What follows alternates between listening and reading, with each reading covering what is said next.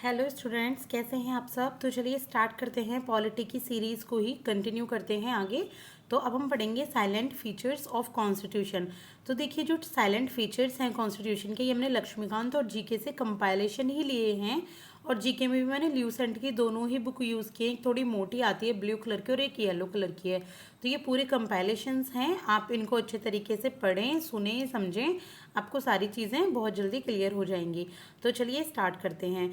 तो जो silent feature है फर्स्ट कॉन्स्टिट्यूशन का, वो है लेंदियस्ट रिटन कॉन्स्टिट्यूशन। देखिए, ये जो कॉन्स्टिट्यूशन है, ये आप सबको पता होगा कि पूरी ग्लोबली अगर हम देखें तो सारी कंट्रीज़ में सबसे ज़्यादा लंबा रिटन कॉन्स्टिट्यूशन है। रिटन में सबसे ज़्यादा लंबा कॉन्स्टिट्यूशन है। इसमें 395 आर्टिकल्स हैं, 8 शेड्यूल्स हैं और 22 पार्ट्स हैं। और ये क्या है, ये ब्लेंड है रिजिडिटी एंड फ्लेक्सिबिलिटी का। यानी कि यहाँ पर रिजिडिटी भी देखी गई है कि कुछ चीज़ें इसमें अमेंड नहीं हो सकती, जैसे बेसिक स्ट्रक्चर को ध्यान में रखना होता है प्रियम्बल के, और बाकी फंडामेंटल राइट्स में अगर अमेंडमेंट होती है तो वो रिजिड तरीका है उसका। और फ्लेक्सिबिलिटी यानी कि अगर इसमें किसी अच्छी चीज़ के लिए आप कुछ चीज़ चेंज करना चाहते हैं किसी एक्ट में, तो आप उन्हें चेंज कर सकते हैं। जैसे आर्टिकल 21A में आया था ना सर्व शिक्षा अभियान का, जो ये था compulsory free and compulsory education add हुआ था। 21 की ही एक क्लॉज ए आया था, तो उसमें आपका फ्री एंड कंपल्सरी एजुकेशन को ऐड किया गया था। तो ये है। और इसके बाद देखेंगे पार्लियामेंट्री गवर्नमेंट है। इसमें देखिए, यहाँ पे प्रेसिडेंशियल फॉर्म ऑफ गवर्नमेंट नहीं है जैसे अमेरिका में होती है, यहाँ पार्लियामेंट्री गवर्नमेंट है। यानी कि प्रेसिडेंट इसमें हेड होता है सेंटर का, और जो गवर्नर होता है वो स्टेट का हेड होता है। और ये सभी काम करते हैं, जितनी भी काउंसिल्स ऑफ मिनिस्टर्स है, जैसे गवर्नर काम करता है स्टेट की काउंसिल ऑफ मिनिस्टर्स के अकॉर्डिंग। जो भी स्टेट की राज्यसभा, लोकसभा है, ये विधानसभा और आपकी जो भी स्टेट असेंबली है, और प्रेसिडेंट वर्क करता है लोकसभा एंड राज्यसभा की एडवाइस पर। और इनके पास नॉमिनल पावर्स होती हैं, यानी कि रियल पावर्स नहीं होती। रियल पावर्स पीएम और काउंसिल ऑफ मिनिस्टर्स के पास ही होती हैं, इनके पास नॉमिनल पावर्स हैं।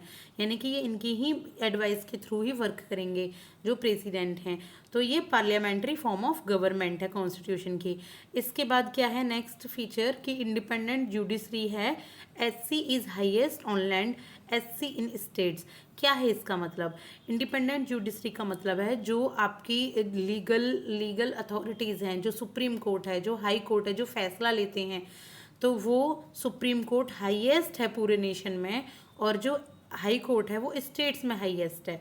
तो ये इंडिपेंडेंट जुडिशरी हैं, ये लिंक नहीं है, ये इन पर पार्लियामेंट का कोई फैसला है या फिर कोई भी एग्जीक्यूटिव है, इनसे ये अलग है। इनकी एक अपना फेडरल फॉर्म ऑफ स्ट्रक्चर है। यहाँ बिल्कुल देखिए, ये आगे आया है फेडरल सिस्टम। तो फेडरल सिस्टम है, इनकी यूनिटरी फीचर्स हैं, यानी कि फीचर्स तो सेम है। फेडरल सिस्टम किस तरीके से है कि देखो, तीनों ही अपने अपनी जगह पर काम कर रहे हैं। फेडरल सिस्टम सबसे पहले देखेंगे हम कि 3 तरीके के होते हैं ना, जो पावर डिस्ट्रीब्यूट होती है, जैसे आपकी जो लेजिस्लेटिव है, एग्जीक्यूटिव है और जुडिशरी है। तो तीनों वर्क तो करते हैं, लेकिन इंडिया की यूनिटी के लिए काम कर रहे हैं। यूनिटी फीचर्स हैं इनके, यूनिटरी। तो डिवीजन ऑफ पावर दी गई हैं रिटन कॉन्स्टिट्यूशन में, और इंडिपेंडेंट जुडिशरी, ये मैंने आपको बताया ही था है। तो यूनिटरी फीचर्स में क्या है, जैसे स्ट्रॉन्ग सेंटर का रोल सबसे ज़्यादा होता है, सेंटर स्ट्रॉन्ग है। सिंगल सिटीजनशिप है यहाँ पर, फ्लेक्सिबिलिटी है और इंटीग्रिटी है, जुडिशरी है, इंटीग्रिटी जुडिशरी है, और एमरजेंसी प्रोविजंस भी यहाँ पे सेंटर लगा सकती है। तो स्ट्रॉन्ग सेंटर है, ये इसके यूनिटरी फीचर्स है, लेकिन फिर भी ये फेडरल सिस्टम है इंडिया में। इसके बाद देखेंगे यूनिवर्सल एडल्ट फ्रेंचाइजी। तो ये क्या होती है यूनिवर्सल एडल्ट फ्रेंचाइजी, कि जो भी 18 ईयर्स से ऊपर के कोई भी एडल्ट हैं, 18 ईयर्स से ऊपर, चाहे मैन है चाहे वुमेन है, तो वो उन सबको वोट देने का अधिकार है। तो 21 टू 18 ईयर्स तक के जो हैं वो पहले 1989 में था 21 ईयर्स, और अभी 61st कॉन्स्टिट्यूशन अमेंडमेंट के बाद 18 ईयर एज कर दी गई। तो 1988 से पहले कितनी एज थी? 21 ईयर्स की एडल्ट फ्रेंचाइजी थी, यानी कि 21 ईयर्स से ऊपर के ही जो युवा हैं, जो लोग हैं, वो वोट कर पाएंगे। लेकिन याद रखना, 1988 के बाद 18 ईयर्स एज कर दी गई थी। तो ये अमेंडमेंट आया था 61st कॉन्स्टिट्यूशन में, एप्लीकेबल हुआ था 1989 में। इसके बाद है इमरजेंसी प्रोविजंस। तो ये भी साइलेंट फीचर्स है कि सेंट्रल गवर्नमेंट के पास ये पावर होती है कि वो इमरजेंसी लगा सके। जैसे 1975 की आपको इंदिरा गांधी वाली इमरजेंसी बहुत अच्छे से अगर आपने पढ़ी हो सुनी हो तो आपको याद होगी। तो ये लगाई जा सकती है। तो पावरफुल है सेंट्रल गवर्नमेंट इसके लिए, लेकिन फिर भी इसके फेडरल और यूनिटरी जो फीचर्स हैं बिना अमेंडमेंट के नहीं हो सकते। इसके बाद देखेंगे, देखिए फीचर्स तो है अच्छा ही है कॉन्स्टिट्यूशन में, लेकिन फिर भी कुछ लोगों ने ना इसको किया हुआ है क्रिटिसिज्म। तो बहुत सारे अलग अलग ऑदर कह सकते हैं आप, लेखक हैं, बहुत सारे लोग हैं, नेता लोग हैं जिन्होंने इसको क्रिटिसाइज़ किया है।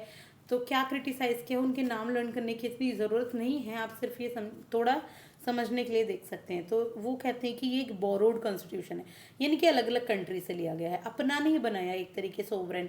लेकिन देखो मैं इसमें अपना स्पेसिफिकेशन नहीं दे रही हूँ, मैं बुक के अकॉर्डिंग ही कह रही हूँ। जैसे लक्ष्मीकांत में है कि ऐसा नहीं है कि ये बिल्कुल अलग है, इसमें अपने भी फीचर्स के साथ साथ ये बोरो भी किया गया है दूसरी कई कंट्रीज़ के साथ करके। देखो कहते हैं ना एक जगह बैठ के सारी चीज़ें डिस्कस करके अच्छा रिजल्ट आता है, तो उसी की तरह ये कॉन्स्टिट्यूशन बनाया गया है। इसके बाद कार्बन कॉपी है 1935 एक्ट की। तो गवर्नमेंट ऑफ इंडिया के बहुत सारे फीचर्स इसमें ले गए हैं, 295 के अराउंड आर्टिकल्स इसमें लिए गए हैं, 265 अराउंड। तो वो इसलिए कार्बन कॉपी कहा गया है इसको 1935 एक्ट की। और इसको कहा गया है कि ये एक अनगांधीयन कॉन्स्टिट्यूशन है, यानी कि गांधी जी इसमें इन्वॉल्व नहीं थे। जब कॉन्स्टिट्यूशन बना था गांधी जी ने कोई कॉन्स्टिट्यूंट असेंबली में हिस्सा नहीं लिया था, या इनके हिसाब से कुछ भी नहीं हुआ था। तो अनगांधीयन कॉन्स्टिट्यूशन कहा जाता है। एलिफेंटाइन साइज कहा जाता है क्योंकि ये साइज में बहुत बड़ा है, ग्लोबली सबसे ज़्यादा बड़ा है। इसके बाद अन इंडियन कहा जाता है, इंग्लिश बैंड कहा जाता है इसको।